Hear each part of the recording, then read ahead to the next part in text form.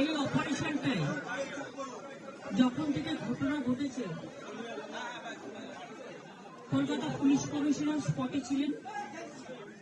তিনি আমাকে time to time message দিয়েছেন এটা ডিজাস্টার। মেয়র নিজে স্পটে ছিলেন, তিনি আমাকে মেসেজ দিয়েছেন। সুজিত ঘোষ আমাদের ফায়ার ব্রিগেড মিনিস্টার, তারাও সারা রাত এখানে ছিলেন। আপনারা জানেন এগুলো খুব কনজেস্টেড এরিয়া, আর এটা আজকে তৈরি হয়েছে তা নয়। এরিয়াগুলো বছর পর বছর ধরে, শ বছর ধরে তৈরি হয়েছে।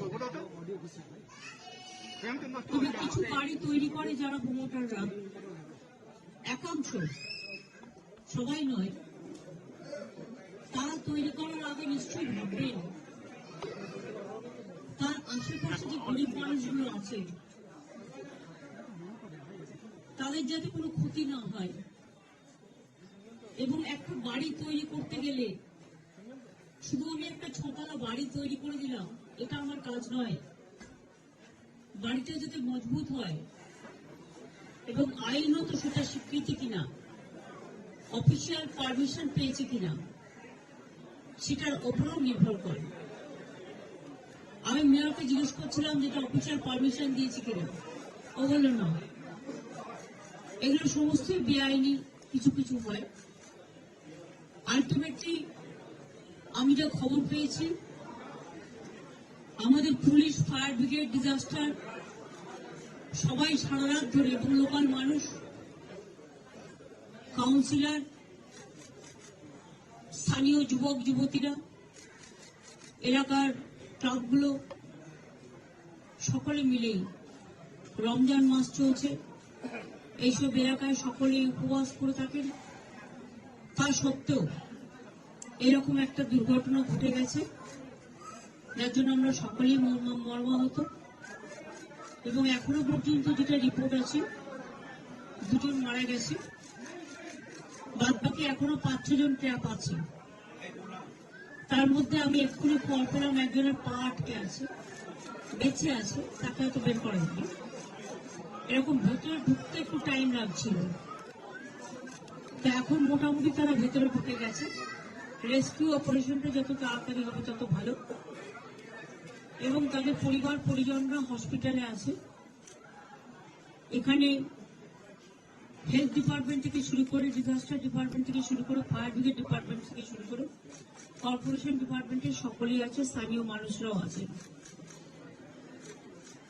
আমি শোকসন্তপ্ত পরিবারের কাছে দুঃখ প্রকাশ করছি এই ধরনের ঘটনা ঘটার জন্য।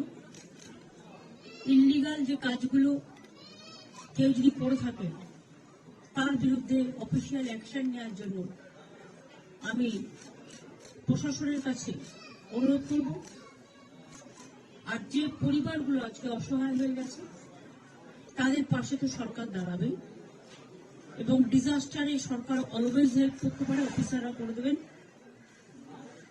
এবং যাদের বাড়িঘরগুলো ভেঙেছে, গরিব লোক, তাদের বাড়িঘরগুলো অফিসারদের আমি বলবো দেখে নিতে।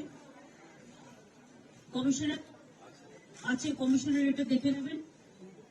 তাদের পরিবারগুলো, প্লাস যারা ইনজিওর্ড হয়েছে তাদের পরিবারগুলো, প্লাস ঘর বাড়িগুলো, প্লাস বেআইনি যে কাজের জন্য এই ঘটনা ঘটেছে, অ্যাকশন নেওয়ার জন্য।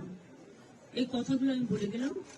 আমি একটু এখান থেকে হসপিটালে যাব, কারণ পরিবার পরিজনরা হসপিটালে আছে, তাদের সাথে একটু দেখা করব। এই জায়গাটা এমনিতেই কনজেস্টেড, আপনাদের অনুরোধ করবে একটা সাইডে থাকুন, পুলিশ যেখানে বলবে, কিন্তু ইন্টেরিয়ারে ঢোকার চেষ্টা করবেন না, কারণ ইন্টেরিয়ারে বাড়িগুলো এত কনজেস্টেড। তবুও তো আমি শেষ পর্যন্ত যেতে পেরেছিলাম। কাজে আবার একটা কিছু ঘটনা ঘটুক, এটা আমরা চাই না। আপনাদের কোঅপারেশন চাইছি। অনেক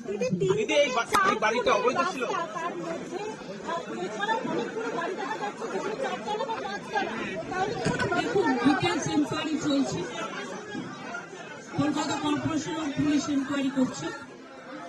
আমাদের প্রাথমিক তদন্ত হিসেবে যা হাতের সামনে এসছে সেটা আপনাদের কাছে আমি বললাম।